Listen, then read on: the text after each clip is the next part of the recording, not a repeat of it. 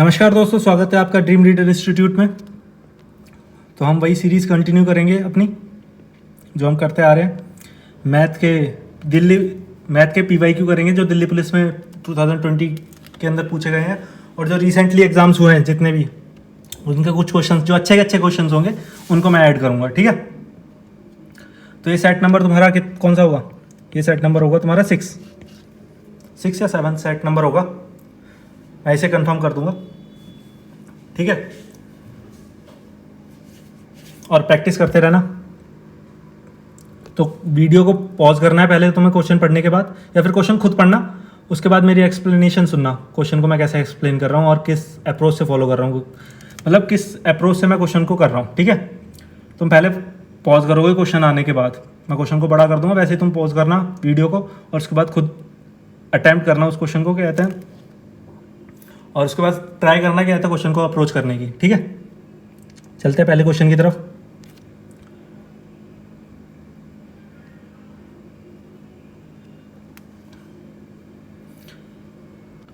तो क्वेश्चन पढ़ते हैं।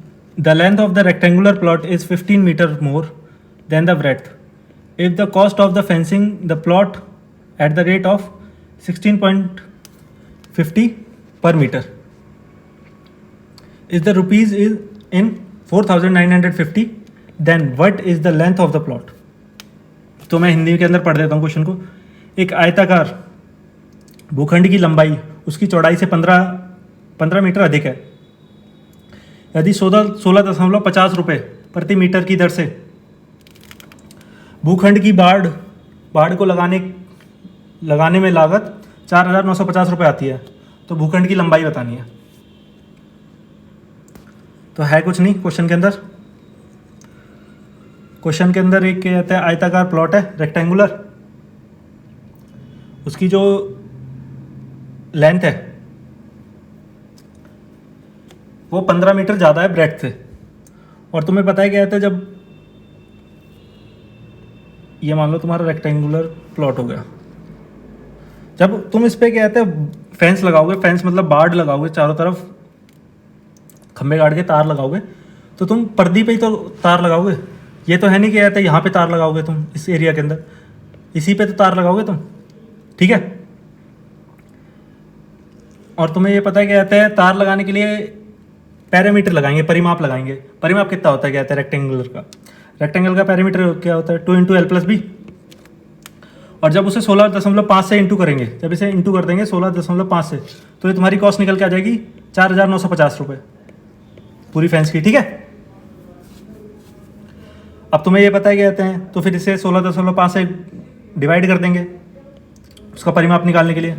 16.5 से जब तुम इसे काटोगे तो कितना आएगा? ये तुम्हारा ये जाएगा तुम्हारा 300 बार। ठीक है, 300 तुम्हारा परिमाप आ गया। अब 300 तुम्हारा परिमाप है L+B, तो L+B कितना आ जाएगा तुम्हारा? आ जाएगा कहते हैं 150।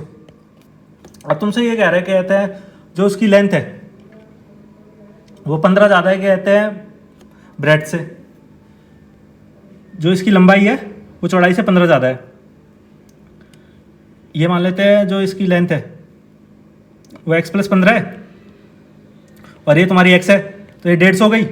अब इसमें से 15 घटाओगे 2x बराबर 150, तो ये 15 माइनस करोगे तो कितना आएगा तुम्हारा? ये आ जाएगा 135। तो ये तुम्हारा हो गया। x की वैल्यू निकाल देंगे। x की वैल्यू कितनी आ जाएगी तुम्हारी? x की वैल्यू यहाँ से निकल के आ जाएगी 67.5। 67.5 में 15 जोड़ोगे तो कितना आ जाएगा? ये तुम्हारा आ जाएगा 82.5। यही तुम्हारा आंसर है, ए ऑप्शन। ठीक है, जिसको समझ में नहीं आया वीडियो को रिवाइंड करा, बिल्कुल बेसिक से बताया मैंने तुम्हें, जितना बेसिक से हो सकता था। वरना जब इसे पेपर में सॉल्व करेंगे तो सीधा सिर्फ 3 स्टेप करने हैं इस क्वेश्चन के अंदर। क्या करने हैं? 3 स्टेप। 3 स्टेप में फॉर्मूला ये आंसर आ जाएगा। 16.5 से काटेंगे 300 आ जाएगा। 300 में से क्या है तो 2 का भाग देंगे 150 तो हमें पता है क्या है 2x से 15 माइनस करके 135 को कहते हैं 2 से भाग करेंगे, ये आ जाएगा। उसके अंदर 15 जोड़ देंगे। इतनी सी जगह में आंसर आ जाएगा अगर इसे पेपर के अंदर करेंगे। तुम्हें एक्सप्लेन करने के लिए मैंने पूरा ढंग से बेसिक से बताया। ठीक है, जिसको नहीं समझ में आया वीडियो को रिवाइंड करना और देखना। अब चलते हैं नेक्स्ट क्वेश्चन की तरफ।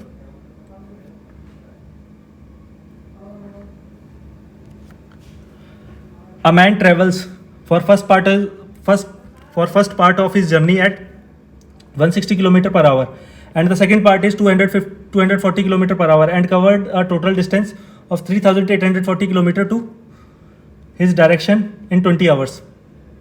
How long in hours did the second part of his journey last? तो मैं हिंदी के अंदर पढ़ देता हूँ. एक व्यक्ति अपनी यात्रा के पहले भाग को 160 किलोमीटर प्रति घंटे पर और दूसरा भाग 240 किलोमीटर प्रति घंटा पर यात्रा की और 3,840 किलोमीटर की कुल दूरी को 20 घंटे में अपनी दिशा में तय किया. तो कितनी देर घंटों में उसकी यात्रा जो दूसरा हिस्सा था, जो दूसरा हिस्सा चला है 240 किलोमीटर प्रति घंटे की रफ्तार से, वो कितने घंटों में चल दिया होगा, ये तुमसे पूछा है. ठीक है, क्वेश्चन को मैं एक्सप्लेन कर देता हूँ. तो एक आदमी है, वो पहला जो मान लो उसके अंदर उसने 3,840 किलोमीटर पूरी क्या है डिस्टेंस कवर करी है, दूरी चली है. जो उसने पहला हिस्सा चला है इस पूरे डिस्टेंस का, हमें नहीं पता कितना चला है, उसने चला क्या कहते हैं 160 की स्पीड से. और जो दूसरा हिस्सा है वो कितने की स्पीड से चला है, वो चला है 240 की स्पीड से. अब उसे कहा गया कि कहते हैं जो उसे पूरा टाइम लगा है वो उसे इतना लगा है. अगर तुम्हें पता है जो स्पीड का रेशो होता है 160 और 240, जब इसे कट करोगे तो ये तुम्हारा कितना आ जाएगा, यह आ जाएगा तुम्हारा 2:3. अब तुम्हें पता है स्पीड का रेशो जो होता है वो टाइम के रेशो के क्या कहता है प्रोपोर्शनल होता है. उल्टा कर देंगे इसे 3:2. तुम एक अब जिसको ये चीज़ समझ में नहीं आई कि कहते हैं हमने 3 इधर 2 इधर क्यों लिख दिया. मान लो तुम 1 किलोमीटर 1 घंटे में तय करते हो, ठीक है. वही सेम आदमी क्या कहते हैं 1 किलोमीटर आधे घंटे में तय करता है. ठीक है, जो उसके क्या कहते हैं स्पीड का रेशो होगा ना, वो तुम्हारे टाइम के रेशो के मान लो क्या कहते हैं 1 किलोमीटर. और यहीं पे जो तुम 1 घंटे में तय करते हो, ये तुमसे क्या कहते हैं 30 मिनट में तय कर देता है, आधे घंटे में. इसको लिख लेंगे अपन 1/2. ठीक है, ये हो गया तुम्हारा टाइम का रेशो. अब जब हम इसको स्पीड का रेशो निकालेंगे ना, स्पीड निकालने के लिए क्या करेंगे हम 1/1 से काटेंगे तो ये इसकी स्पीड कितनी आ गई 1. और जब इसको कहते हैं 1 इस वाली डिस्टेंस को जब हम इससे कट करेंगे तो 1/2 यहाँ लिखेंगे तो ये 2 पर जाएगा, तो 2 स्पीड आ गई इसकी. तो हुआ क्या इसके अंदर, इसकी स्पीड 2 निकल के आई है, इसकी स्पीड क्या कहता है 1 निकल के आई है. और यहीं तुम क्या कहते हैं अगर इसको रेशो को तुम अगर सिंपलेस्ट फॉर्म में करोगे ये टाइम वाले रेशो को, तो ये देखोगे जो 2 है यहाँ पे इन 2 हो जाएगा, यहाँ पे 1 ही बचेगा खाली. तो इसको हम ऐसे भी लिख सकते थे ना, यहाँ पे 2 और यहाँ पे 1. ठीक है, वही फॉर्म इसके अंदर किया है हमने जो क्वेश्चन, ये जो क्वेश्चन है अपना. ठीक है, 3:2. अब तुम्हें पता है टाइम का रेशो तुम्हें पता चल गया. अब तुम्हें टोटल टाइम भी पता है 20 घंटे चले हैं उसने, तो इन दोनों को ऐड करेंगे 5 और तो 2 से इंटू करेंगे तो ये कितना आ जाएगा तुम्हारा, तो ये कितना आएगा 4 और ये 8 तुम्हारा आंसर हो गया ए. 8 घंटे सेकंड पार्ट में चला है. क्वेश्चन को डिस्टेंस से हमें कोई मतलब नहीं, 20 घंटे से मतलब है 240 और 160 से. डिस्टेंस तुम्हें कंफ्यूज करने के लिए दे रखा है, क्योंकि अगर तुम बेसिक से जाओगे, कुछ लोग होंगे क्या कहता है 20 से भाग कर देंगे इसको, उसके बाद डिस्टेंस निकालेंगे, उसके बाद टाइम निकालेंगे, उससे कुछ नहीं होने का. अब चलते हैं नेक्स्ट क्वेश्चन की तरफ.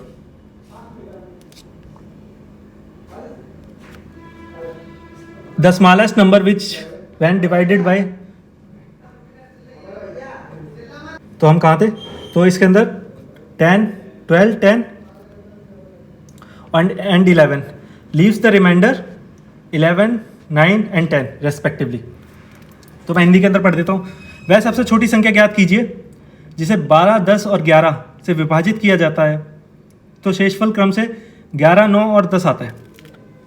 तो क्वेश्चन क्या कह रहा है, एक छोटी से छोटी संख्या है, उसे 12, 10 और 11 से डिवाइड करने पे जो रिमाइंडर है वो तुम्हारा कितना आ रहा है, 11, 9 और 10, ये रिमाइंडर आ रहा है। ठीक है,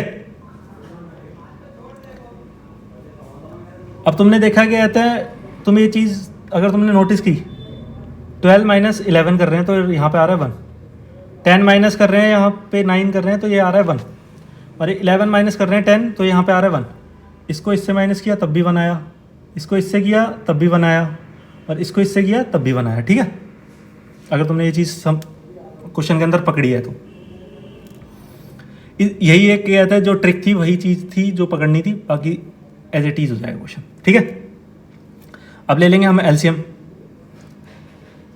12, 10 और 11 का।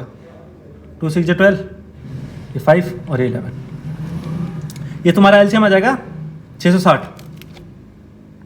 अब तुम्हें पता है क्या कहता है, एक माइनस का आ रहा है यहाँ पे, तो तुम इसमें से सिंपली एक माइनस कर दो, कितना आ गया 659, यही तुम्हारा आंसर है।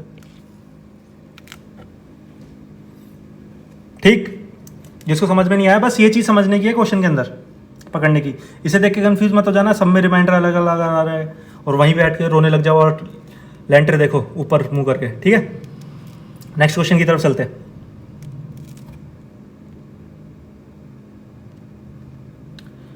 A and B each borrowed equal sum for 3 years at the rate of 5%, simple interest and compounded interest annually respectively. At the end of the payment, B had to pay 427 more than A. The sum borrowed at the interest paid by B. तो मैं हिंदी के अंदर पढ़ देता हूँ। A और B प्रत्येक ने क्रम से 5% साधारण और चक्रवर्ती ब्याज की दर से 3 वर्षों के लिए बराबर धनराशि उधार ली। भुगतान करते समय बी को ए की तुलना में 427 रुपये अधिक का भुगतान करना पड़ा है और बी के द्वारा ली गई धनराशि और भुगतान किया गया ब्याज ज्ञात करें। ठीक है, तो मैं इसे मिटा देता हूं।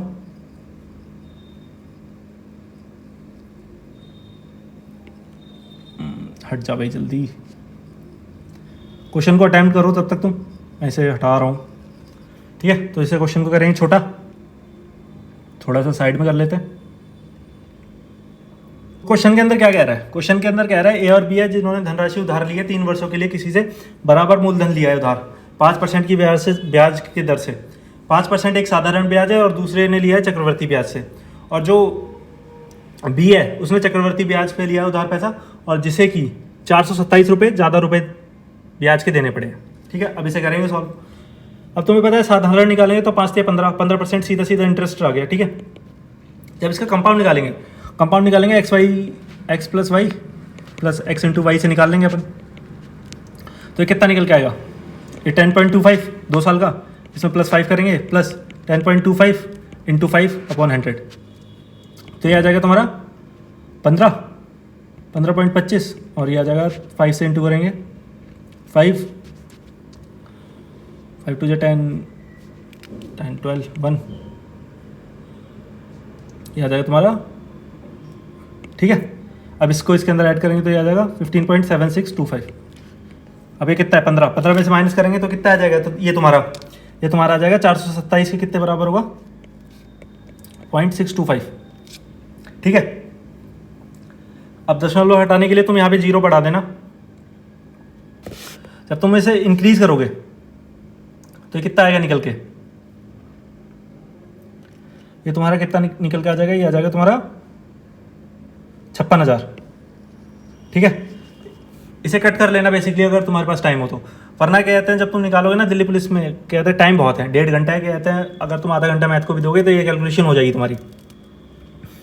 ठीक है, 56,000 आ जाएगा। 56,000 का कहते हैं, तुमने इंटरेस्ट भी पूछा है, अगर ये ऑप्शन हो नहीं सकता, ये ऑप्शन होगा तुम्हारा आंसर, क्योंकि तुम बताओ 427 आ रहा है, लास्ट में 7 तो आएगा ही आएगा बी के इंटरेस्ट में। ठीक है, अगर तुमने यहीं से दिमाग लगाया होता तो इसी से आंसर टिक कर लेते, क्वेश्चन पढ़ने की भी जरूरत, क्वेश्चन पढ़ने के तुरंत बाद आंसर आ जाता, क्योंकि तुमसे बी का इंटरेस्ट भी पूछा है। जब से 427 वो तुम्हें पे कर रहा है, कहता है आखिरी के अंदर जो उसके ज़्यादा है, तो 7 तो आखिरी में आएगा ही आएगा बी के जो ब्याज होगी।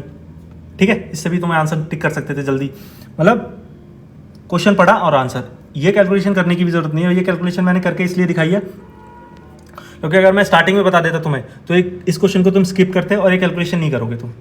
ये कैलकुलेशन करना, क्योंकि ये कैलकुलेशन करोगे ना जो तुम, तो तुम्हारी उससे क्या कहते हैं कैलकुलेशन फास्ट होगी। अगर बाई चांस इस क्वेश्चन के अलावा वो ये सब में ऑप्शन सेम कर देता, लास्ट में 7 कर देता, तो तुम उसमें फंस जाओगे। इसलिए प्रैक्टिस इसलिए करा रहा हूँ कि तुम्हारी कैलकुलेशन भी फास्ट हो सके। ठीक है, अब चलते हैं नेक्स्ट क्वेश्चन की तरफ।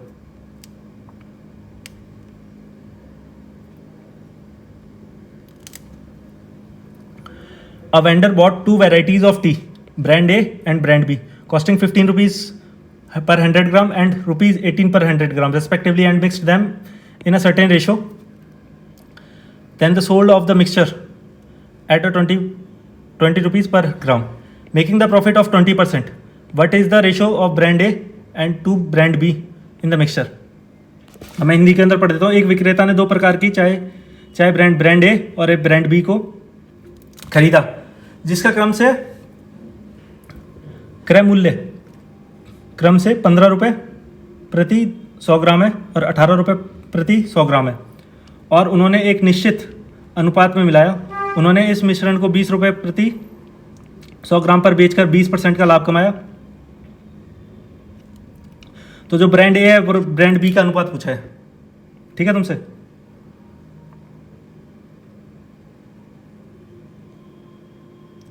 तो करेंगे इस क्वेश्चन को सॉल्व। ज़्यादा कुछ नहीं है, 15 शिफ्ट है दिल्ली पुलिस की। 15 शिफ्ट के बाद जो इस बार सबसे हार्ड पेपर माना गया सीआरपीएफ का मिनिस्ट्रियल, उसके बाद वो करेंगे हम। उसके बाद सीपीओ के भी मैं क्वेश्चन लगवा दूंगा। तुम देखोगे जब तक है ना, क्या कहता है, मैं मैथ जब तक हम पेपर देने जाएंगे इतने सारे क्वेश्चन की प्रैक्टिस करा दूंगा, इतने सारे एग्जाम्स के, कि तुम क्वेश्चन देखोगे घबराओगे नहीं, चाहे कितना बड़ा क्वेश्चन आ जाए, कितना भी बड़ा हो। ठीक है, तो इसे करेंगे। अब तुम्हें एलिगेशन लगाना है इस क्वेश्चन के अंदर। हम बेसिकली मैं क्वेश्चन पढ़ते ही कहता है, सबसे पहले मेरे माइंड में स्ट्राइक किया एलिगेशन। एलिगेशन का एक रूल है, वो तुम्हें याद रखना। अगर तुम्हें किसी टीचर ने बताया तो बहुत अच्छी बात है, अगर नहीं बताया तो मैं तुम्हें बताता हूँ। अगर एलिगेशन हम ऐसे लगाते हैं, यहाँ पे एक वैल्यू रखते हैं, यहाँ पे एक वैल्यू रखते हैं। मान लो यहाँ पे हम सीपी की वैल्यू रख रहे हैं, तो जो यहाँ पे वैल्यू आएगी ना वो सीपी की ही आएगी, कॉस्ट प्राइस की। अगर यहाँ पे हम एसपी की वैल्यू रखते हैं, सेलिंग प्राइस की, तो यहाँ पे भी सेलिंग प्राइस की ही वैल्यू आएगी। ठीक है, और जो रेशो निकल के आएगा उन दोनों की क्वांटिटीज का रेशो निकल के आएगा। अब सेम इस क्वेश्चन के अंदर जो ट्रिक खेली है, बच्चे सीधा सीधा एलिगेशन पे भागेंगे जरूर मिक्सचर देख के, लेकिन वो समझ नहीं पाएंगे, 20 से निकालेंगे और वो आंसर निकल के आएगा और वो टिक करके आगे बढ़ जाएंगे। लेकिन तुम्हें पता है हम स्मार्ट स्टडी कर रहे हैं। ठीक है, जो 20% दे रखा है ये तुम्हारे 120 के बराबर दे रखा है, क्योंकि 120 का लाभ कमाया, ये तुम्हारा सेलिंग प्राइस है। इसको कॉस्ट प्राइस में निकालेंगे हम। कॉस्ट प्राइस में निकालेंगे, कितना निकल के आएगा तुम्हारा, ये आ जाएगा तुम्हारा 50/3। ठीक है, इसको ऐसा का ही ऐसा रखा रहने दो। यहाँ 15 करेंगे, यहाँ 18 करेंगे और 50/3 कर लेंगे यहाँ पे, और 3 का इंटू करेंगे ऊपर और 3 का इंटू करेंगे यहाँ पे। जब यहाँ पे तुम 3 का इंटू करोगे, ये 3 से ये 3 कट जाएगा, 15 45, और ये कितना आ जाएगा 54, और ये 50 है ही, ये आ जाएगा तुम्हारा कितना 5 टाइम्स, और ये आ जाएगा 4 टाइम्स। ये तुम्हारा आंसर हो गया ए। ठीक है, ये तुम्हारा आंसर है। आया समझ में?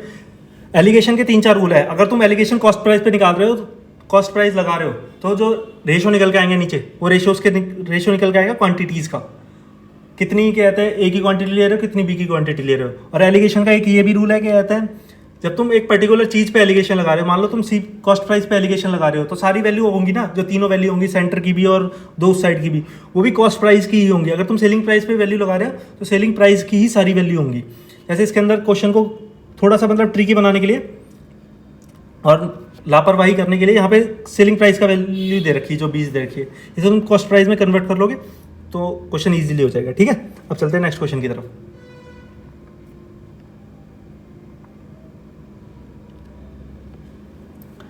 N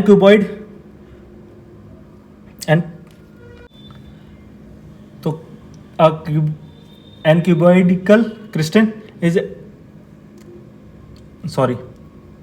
is extendedly 1.6 meter long and 1.3 meter wide and 53 meter height. 53 centimetre height. Its capacity is 9,000 liters, 900 liters, and its walls are 5 centimeter thick. Then the thickness of the bottom is. Sorry, मैं हिंदी में पढ़ देता हूँ. एक खुला घनाव वाला एक tank है जिसकी बाहरी रूपरेखा दे रखी है. 1.6 मीटर लंबा है और 1.3 मीटर चौड़ा है और 53 सेंटीमीटर ऊंचा है. इसकी क्षमता 900 लीटर है पानी लेने की, और जो इसकी दीवारें हैं वो 5 सेंटीमीटर मोटी हैं. तो नीचे की मोटाई बतानी है. मतलब एक क्यूबॉइडिकल, एक घनाव का एक टैंक है जिसकी तुम्हें लेंथ दे रखी है, बाहरी रूपरेखा दे रखी है बाहर की तरफ की. अब तुम्हें पता है उसके अंदर 900 लीटर पानी आ रहा है. एक चीज़ तुमने नोटिस की इस क्वेश्चन के अंदर, तुमने देखा इसके अंदर जितनी भी वैल्यू दे रखी है वो सब क्या कहते हैं मीटर में दे रखी है. एक वैल्यू सेंटीमीटर में दे रखी है, 2 वैल्यू सेंटीमीटर में दे रखी है, बाकी सब मीटर के अंदर, 2 मीटर के अंदर दे रखी है, 2 सेंटीमीटर के अंदर. तो इसको मीटर की बजाय ना बदल के हम इसको सेंटीमीटर में चेंज कर लेंगे, क्योंकि सेंटीमीटर से डेसिमल हट जाएगा. ये हो जाएगा तुम्हारा, तुम्हें पता है क्या कहते हैं 1 मीटर में इक्वल्स टू 100 सेंटीमीटर होते हैं. तो जब इसे कहते हैं 100 से डिवाइड करेंगे तो ये कितना आ जाएगा, इंटू करेंगे तो 160 सेंटीमीटर और 130 सेंटीमीटर आ जाएगा, और ये 53 सेंटीमीटर है ही. तुम्हें पता है वॉल्यूम के अंदर क्या कहते हैं 900 लीटर पानी आ रहा है. 900 कर देंगे हम 1000 से मल्टीप्लाई सेंटीमीटर क्यूब में निकालने के लिए, क्योंकि सब सेंटीमीटर में, तो इसे भी हम सेंटीमीटर में कन्वर्ट कर लेंगे. यह आ जाएगा तुम्हारा, ठीक है. इसे ऐसा ही क्या ऐसा रखे जाने देंगे. अब तुमसे कहा गया क्या कहता है उसकी 5 सेंटीमीटर मोटी दीवारें हैं. अब तुम्हें क्या कहता है जो नीचे का वो है ना, मान लो ये हो गया, अरे यार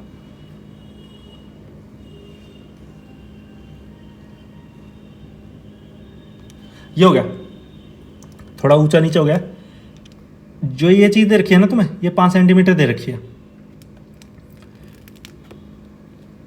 अब इसको 3D में बनवाते हैं तो क्या कहते हैं ये जो होती, ये इसकी ब्रेड्थ, ये इसकी कहते हैं 130 होती, जो हाइट होती ये 53 होती, और ये लेंथ है कहते हैं 160 सेंटीमीटर के अंदर है, ठीक है. तुम्हें पता है क्या कहते हैं घनाभ का जो कहते हैं आयात होता है, जो क्यूबॉइड का वॉल्यूम होता है वो LBH होता है, length into breadth into height. इसके अंदर क्या कहते हैं मान लो ये 150, हाँ 100, यहाँ पे 130 आएगा, ठीक है. अब तुम्हें पता है ये बाहरी रूपरेखा दे रखी है, हमें अंदर की वॉल्यूम निकालना है, नीचे की मोटाई निकालनी है कितनी होगी, ठीक है. अब इसके अंदर से क्या कहते हैं अंदर जाने के लिए तो इसके अंदर से माइनस करेंगे, 5 यहाँ से माइनस होगी, 5 यहाँ से माइनस होगी, तो इसमें से टोटल कितनी माइनस होगी 10. और सेम इसी तरीके से यहाँ से 5 माइनस होगी, उस साइड से 5 माइनस होगी, तो ये 150 इंटू 130. और जो नीचे का बेस है तलहटी है उसका हमें पता नहीं है,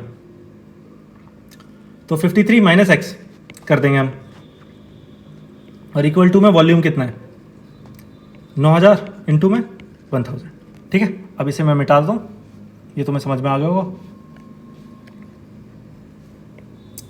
जब इस पूरे को सॉल्व करोगे तुम, इसको सॉल्व मैं नहीं कराऊंगा, इसको तुम खुद करोगे.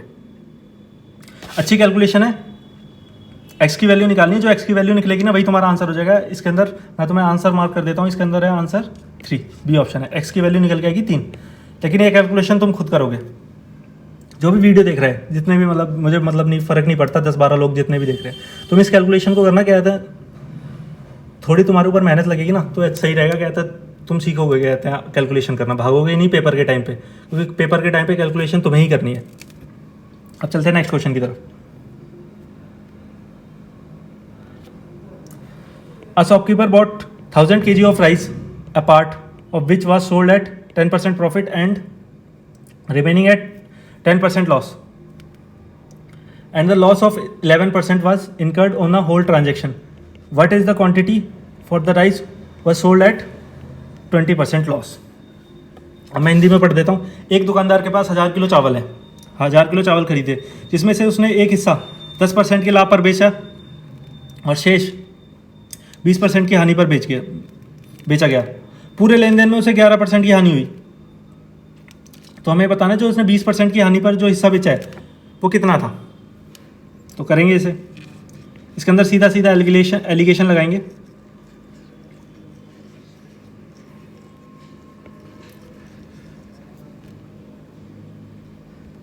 तो इसमें कोई इशू नहीं है, कहते हैं सीपी सब इक्वल में परसेंटेज में ही दे रखा है, ठीक है। तो करेंगे यहाँ पे 10, ये प्लस का है और ये माइनस का है, तो इसे लॉस में रिकवर कर देंगे और टोटल लॉस हो रहा है माइनस का। जब तुम्हें पता है क्या था 10 में से इसे माइनस करेंगे तो कितना आएगा, ये आ जाएगा तुम्हारा माइनस का 21। लेकिन माइनस माइनस कोई इशू नहीं होता, लेकिन जो यहाँ पे आएगी ना तुम्हें वैल्यू लिखनी पड़ेगी। जब तुम इसे करोगे 10 माइनस माइनस 11, तो ये माइनस माइनस क्या होता है प्लस, तो ऐसे करके 21 आ जाएगा, ठीक है। और सेम यहाँ पे क्या आएगा, यहाँ पे आ जाएगा तुम्हारा 9। टोटल कितना हो गया 30। अब तुम्हें 30 की वैल्यू दे रखी है 1000, 30 के इक्वल दे रखा है, तो ये 30 के इक्वल दे रखा है। यहाँ पे 21 इंटू कर देंगे, क्योंकि 20 किलो वाली जो लॉस बताना है, यहाँ पे लॉस है, ये प्रॉफिट है, ये लॉस है, ठीक है। तो इसे कट करेंगे, 700 तुम्हारा आंसर हो गया, ठीक है। अब चलते हैं नेक्स्ट क्वेश्चन की तरफ। If A's income is 35% more than a B's income, then by what percentage is B's income is less than the A's income. तो मैं हिंदी के अंदर पढ़ देता हूँ। यदि ए की आय बी की आय से 35% अधिक है, तो बी की आय का कितने, बी की आय ए की आय से कितने प्रतिशत कम होगी। तो हलवा क्वेश्चन है आज का ये, एकदम हलवा। जिसे ये भी नहीं आता वो गधा है फिर, और जिसने नया नया पढ़ना स्टार्ट किया है वो गधा नहीं है, ठीक है। तो ये हो गया तुम्हारा ए और ए बी। तुम्हें पता है ए की इनकम बी से 35% ज़्यादा है, तो ये 135 हो गया। 135 ज़्यादा है, कितना ज़्यादा, 35। किससे पूछा है, कंपैरिजन ए से करवाए, 135 नीचे लिख देंगे और इंटू में 100, इसे कट करेंगे, कितना आ जाएगा तुम्हारा, यह आ जाएगा तुम्हारा अप्रोक्सीमेशन में 26। ये तुम्हारा आंसर हो गया। अब ये मत पूछना 26 कैसे आया, 7 2 7। अब इसे कट कर लेना, ये आ जाएगा 26। 700 बन गया, 700 को जब तुम 27 से कट करोगे तो 26 ही आएगा, 26 पॉइंट कुछ आएगा, कट कर लेना। अब चलते हैं नेक्स्ट क्वेश्चन की तरफ।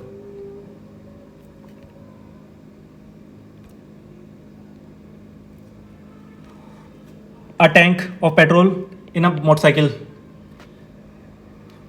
lasts for 30 days. If the rider starts using 20% more petrol every day, then how many days will tank full of the petrol lasts? तो मैं हिंदी के अंदर पढ़ देता हूँ। मोटरसाइकिल में पेट्रोल से भरा टैंक 30 दिनों तक चलता है। यदि कोई चालक प्रत्येक दिन 20% अधिक पेट्रोल का उपयोग करना शुरू कर देता है, तो कितने दिनों तक पेट्रोल से भरा टैंक चलेगा। मान लो तुम्हारे पापा पेट्रोल डलवा के गए, टैंक फुल करा के, उन्हें पता है क्या 30 दिन मैं ऑफिस जाऊंगा तो 30 दिन तक मेरा पेट्रोल का टैंक चल जाएगा। लेकिन तुम उसे चलाने लग जाते हो बाइक को, तो क्या कहते हैं तुम 20% एक्स्ट्रा खर्च करते हो। तो 20% जब तुम एक्स्ट्रा खर्च करते हो तो 120% तुम एक्स्ट्रा खर्च कर दोगे रोज की रोज। अब चलना था तो 100% उसे खर्च करना था 30 दिन के अंदर, तो वो 30 दिन चलता, 100% खर्च कर। तो अब तुमने खर्च करना स्टार्ट कर दिया 120%, इंटू कर देंगे 100 से, तो कितने दिन चलेगा, 1 0 से 1 0 कट जाएगा, 3000/12। तब इसको तुम कट करोगे कितना जाएगा, तो हम इसे कट करेंगे, कितना आ जाएगा, 12 दूनी 24, 24 बचा, 6 बचा तो 25। ये तुम्हारा आंसर हो गया ए ऑप्शन, ठीक है। अब चलते हैं नेक्स्ट क्वेश्चन की तरफ। A can do a piece of work in 45 days. He works for 30 days and leaves. If B completes the remaining work in 5 days, then how many days can B alone can complete the entire work? तो मैं question को हिंदी के अंदर पढ़ूंगा। ये 45 दिनों में एक कार्य को कर सकता है, वह 30 दिनों तक एक कार्य को करता है और इसके बाद वह कार्य छोड़ देता है। यदि बी से इस कार्य को 5 दिनों में पूरा कर सकता है, तो बी अकेले पूरे कार्य को कितने दिनों में कर सकेगा। तो क्वेश्चन क्या कह रहा है, क्वेश्चन को मैं बताता हूँ तुम्हें। एक कोई काम को 45 दिन में कर सकता है, ठीक है। वह 30 दिनों तक कार्य करता है। जो बाकी बचा हुआ कार्य है कहते हैं वो बी ने अकेले किया है, वो भी 5 दिन के अंदर। अब तुमसे ये पूछा बी अकेला उस कार्य को कितने दिन में कर देगा। अब तुम्हें पता है कहते हैं ए ने 45 दिन तक काम किया, उसने 30 दिन काम, मान लो उसने 30 दिन काम किया है, 45 दिन में वो पूरा काम कर सकता है। अब बचा कितना काम, 30 दिन तक तो वो करके गया है, तो 15 काम बचा। और बी ने 15 काम को, जो ए 15 दिन लगाता जिस काम को करने में, बी ने 5 दिन में कर दिया है। ये डेज का रेशो है, इसको कट करेंगे 3:1 आ गया, ये डेज का रेशो है। इसका उल्टा कर देंगे, जैसे स्पीड का रेशो इन्वर्सली प्रोपोर्शनल होता है वैसे ही डेज का और एफिशिएंसी का रेशो इन्वर्सली प्रोपोर्शनल होता है। ठीक है, उल्टा कर देंगे इसे, तो यहाँ पे कितना आ जाएगा, ये तुम्हारा 1 आ जाएगा और ये 3 आ जाएगा। ये आ जाएगा तुम्हारा एफिशिएंसी का रेशो, मतलब कार्य क्षमता का रेशो, 3:1। अब तुम्हें पता है 45 दिन वो एक काम करके गया, 45 × 1 करेंगे × 3 डिवाइड, सी बी का निकालना है हमें, बी की एफिशिएंसी यहाँ से रख देंगे तो ये कितना आ जाएगा 15। ये तुम्हारा आंसर हो गया, बी ऑप्शन। ठीक है, अब चलते हैं नेक्स्ट क्वेश्चन की तरफ।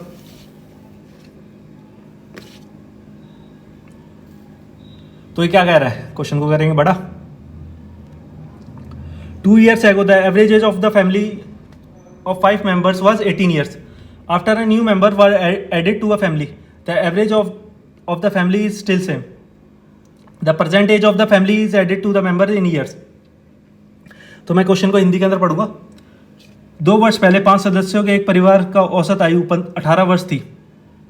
परिवार में एक नया सदस्य जोड़ने के बाद परिवार का औसत आयु अभी भी समान है, तो नए जोड़े गए सदस्य की वर्तमान आयु क्या होगी। देखो आज तो मैं कराऊंगा इसे बेसिक से, कल मैं इसकी क्या कहते हैं शॉर्ट ट्रिक बताऊंगा, क्योंकि आज में अगर तुमने शॉर्ट ट्रिक बता दी ना एवरेज का, या तो तुम मुझे कमेंट में बताना कैसे करना है, क्योंकि मैं एवरेज का कॉन्सेप्ट कई बार बता चुका हूँ तुम्हें। वही वाला, अगर कद्दू कटेगा तो सब में बटेगा, वरना कुछ नहीं आ रहा। ठीक है, मैं इसको बेसिक से कराऊंगा तुम्हें पता है कहते हैं फैमिली की टोटल एज कितनी है, 18 × 6 करेंगे, टोटल एज निकल के आ जाएगी, क्योंकि 6 सदस्य हो गए हैं तो 108 हो गया ये। अब तुम्हें ये पता है क्या था, 18 × 5 करेंगे, क्योंकि उनका एवरेज दे रखा है 5 सदस्यों का, प्लस 2 × 5, क्योंकि ये 2 साल पहले की थी जो इन्होंने दे रखी थी, तो उसमें जो 10 ईयर है सभी सदस्यों के 2-2 साल ऐड करोगे, प्लस x, वो 108 के इक्वल रख दो। कितना हो गया, 18 × 5 = 90, और ये 10, 100 हो गया। 100 + x की वैल्यू 8 आ गई। ये तुम्हारा आंसर है। x जो है ना नया सदस्य आया वो है उसकी एज। ठीक है, अब चलते हैं नेक्स्ट क्वेश्चन की तरफ। मैं क्वेश्चन फास्ट इसलिए कर रहा हूं क्योंकि तुम्हें भी एक आइडिया लगे कि कहते हैं एक क्वेश्चन के ऊपर इतने इजी क्वेश्चन, इतने हार्ड क्वेश्चन नहीं है ये। कुछ क्वेश्चन को छोड़ के जिनमें कैलकुलेशन है, जो मैंने तुम्हारे भरोसे छोड़ी है, अगर वो तुमने कैलकुलेशन सही टाइम पे कर दी, सही टाइम पे भी नहीं किया तो टाइम तुम्हारे पास सफिशिएंट होगा, अगर तुम तो प्रैक्टिस किया है तो तुम मुश्किल से मुश्किल 20 मिनट लगेंगे क्या कहते हैं पूरे मैथ को सॉल्व करने में। और जो जिसने एक्सट्रीम लेवल की प्रैक्टिस की है वही से क्या कहते हैं 12 से 13 मिनट में करके नेक्स्ट सेक्शन करेगा। ठीक है, अब क्वेश्चन पढ़ते हैं ये। An amount of rupees 43,892 is lent to the each of 2 persons for 3 years. One of the rate of interest is 30% simple interest and the another at the rate of 30% interest compounded annually. By what percentage will the simple interest be less than the compound interest received in the 3 years duration? तो मैं हिंदी के अंदर question को पढ़ लेता हूँ। 43,892 रुपए की एक धनराशि 3 वर्षों के लिए प्रत्येक 2 व्यक्ति को उधार दी जाती है। एक व्यक्ति को 30% की साधारण ब्याज पर दी जाती है और दूसरे व्यक्ति को 30% की चक्रवर्ती ब्याज पर दी जाती है। तो ये पूछा क्या कहते हैं जो चक्रवर्ती ब्याज और जो साधारण ब्याज है मिली है वो उससे कितना प्रतिशत अधिक है, चक्रवर्ती ब्याज से कितना प्रतिशत, मतलब जो चक्रवर्ती ब्याज मिली है ना, जो चक्रवर्ती ब्याज मिली है कहते हैं जो साधारण ब्याज है, सिंपल इंटरेस्ट है और जो कंपाउंड इंटरेस्ट है, इन दोनों का डिफरेंस जो होगा, मतलब कहते हैं कंपाउंड इंटरेस्ट कितना ज़्यादा है, कितना प्रतिशत ज़्यादा है, कहते हैं खुद से ही कंपाउंड इंटरेस्ट से। क्वेश्चन समझ में आया? मतलब इसके अंदर बेसिक तुम निकालने मत बैठ जाना, कहता है तुम बट्टा निकालने कहता है तुम इसमें ब्याज निकालने बैठ गए हो।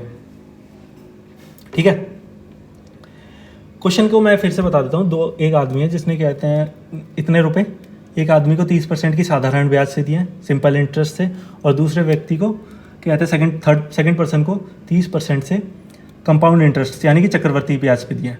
तो ये पूछा गया है कि कहते हैं जो साधारण ब्याज से और जो कहते हैं चक्रवर्ती ब्याज से कितना प्रतिशत अधिक है, साधारण ब्याज से चक्रवर्ती ब्याज कितना प्रतिशत अधिक है। अब तुम्हें पता है ए और बी, सिंपल इंटरेस्ट है 30 × 3 90%, सीधा सीधा वो सिंपल बात है। और जो ये 30% है इसको हम कंपाउंड से निकालेंगे x + y + x × y, 2 बार लगा देंगे तो ये कितना आ जाएगा तुम्हारा, ये आ जाएगा तुम्हारा 60, ये आ जाएगा तुम्हारा 69। ठीक है, एक बार फिर से लगाएंगे +30 + 69 × 30 अपॉन में 100, तो ये तुम्हारा कितना आ जाएगा, ये तुम्हारा आ जाएगा 119.7, ठीक है, %। अभी कितना डिफरेंस है इनका डिफरेंस है 29.7 अपॉन 1197 × में 100। अभी कितना निकल के आ रहा है, एक दशमलव हट जाएगा, ये जाएगा तुम्हारा 2 बार जब इसे कट करेंगे तो बेसिकली कितना निकल के आएगा 2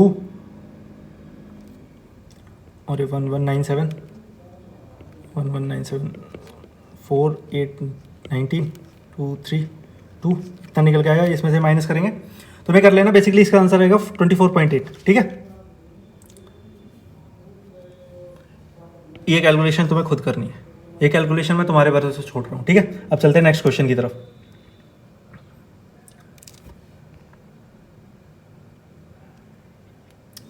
The sum of two numbers is 26 and their difference is 14.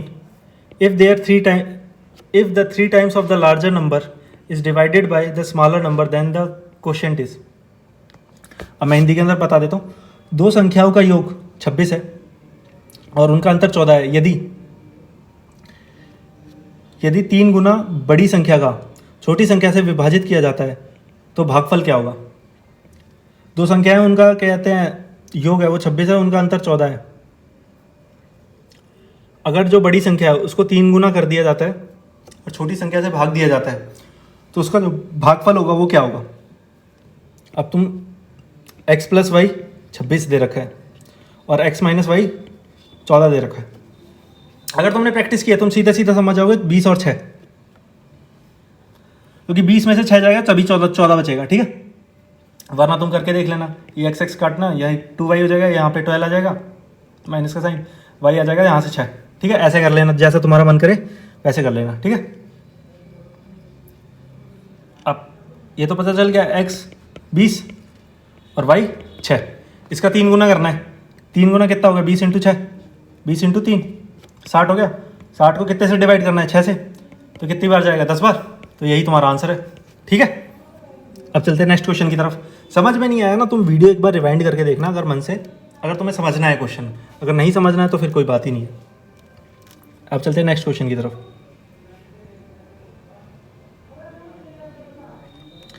The market price of an article is 5000। 3 successive discount 15%, 10% and 18% are given to the market price. The selling price of the article is. एक वस्तु का अंकित मूल्य 5000 रुपये है, 15%, 10% और 18% 3 क्रमागत छूटे इसके अंकित मूल्य पर दी जाती है, तो वस्तु का विक्रय मूल्य क्या होगा। तो सेलिंग प्राइस निकालना है। ठीक है, कैलकुलेशन इस क्वेश्चन की भी मैं तुम्हारे ऊपर छोड़ूंगा, क्योंकि कैलकुलेशन मैं करूंगा ना तो उससे कुछ होगा नहीं। अगर कैलकुलेशन नहीं होती है तुमसे तो मुझे जब तक कमेंट में नहीं बताओगे तब तक मैं करूंगा नहीं कैलकुलेशन। इस क्वेश्चन को बेसिकली करेंगे कहते हैं, मैं तो उसी से करता हूं जिसको इससे करनी है। 5000 मैं लिख देता हूँ फिर भी 85 अपॉन 100 इंटू में 90 अपॉन 100 इंटू में क्या आता है 82 अपॉन 100। जो आंसर आएगा वो इनमें से आ जाएगा। ठीक है, अब जो एक सेकंड फॉर्मेट है, अप्रोच है इस क्वेश्चन को करने की। अप्रोच कुछ नहीं है, कहते हैं हम डायरेक्ट करते हैं। क्या आ गया 85, 100 में से 15 गए, क्या कहते हैं 85। अब इसका 10% माइनस कर देंगे, क्या कहता है 8.5 माइनस करेंगे तो कितना आ जाएगा, यह आ जाएगा तुम्हारा 76.5। 76.5 का 18% जब इसमें माइनस करेंगे तो कितना आएगा, पॉइंट यहाँ लग जाएगा 7 और ये आ जाएगा तुम्हारा माइनस करके इसमें से ये निकल के आएगा तुम्हारा 8 14 पॉइंट कुछ निकल के आएगा। अगर इसमें से 14 माइनस करेंगे तो कितना आएगा, ये आ जाएगा तुम्हारा 62 पॉइंट कुछ। अब 5000 का 62 पॉइंट निकालेंगे तो कितना आ जाएगा,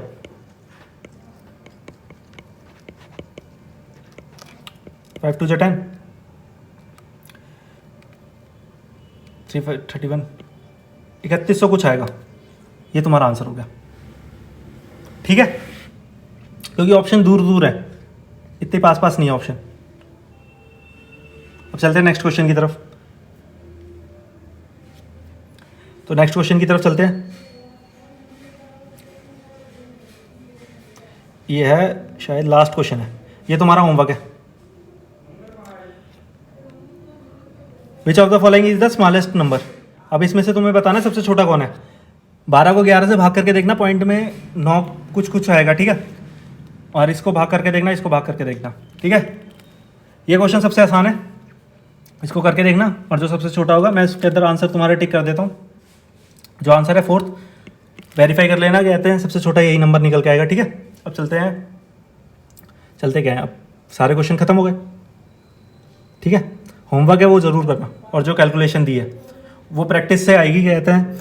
मतलब जो कैलकुलेशन अगर मैं यहाँ पे कराने लग गया, उससे क्या होगा, कहते हैं तुम सिर्फ इसे देखोगे मोबाइल में पकड़ के, बस कॉपी और पेन लेके अगर तुम कैलकुलेशन करोगे ना, उससे तुम्हारी प्रैक्टिस होगी। और वहाँ पे जब तुम कैलकुलेशन करोगे ना, तुम्हें इरिटेशन और गुस्सा नहीं आएगा, क्योंकि ऐसा होता है जब हम कैलकुलेशन करते हैं ना, पॉइंटों की कैलकुलेशन फंसती है 7.5 7 6 से मैं काटने के लिए बोल रहा हूँ तुम्हें, जब ये नहीं कटती है तो तुम्हें गुस्सा आता है उस टाइम पे, और फिर तुम क्वेश्चन को स्किप करते हो और भागते हो फिर इस क्वेश्चन से। अगर तुम कैलकुलेशन करोगे तुम्हें इरिटेशन वहाँ पे, यहाँ पे इरिटेशन होगी, वहाँ पे इरिटेशन नहीं होगी इस क्वेश्चन को करते समय। इसीलिए क्या कहते हैं प्रैक्टिस यहीं से करनी है तुम्हें, ठीक है। प्रैक्टिस करते रहना, मैथ और रीजनिंग में यही है मूल मंत्र जो प्रैक्टिस है, और अदर सब्जेक्ट पे भी ध्यान देना। अगर वीडियो अच्छी लगती है तो लाइक करना और चैनल को सब्सक्राइब करना, ठीक है। Thanks for watching.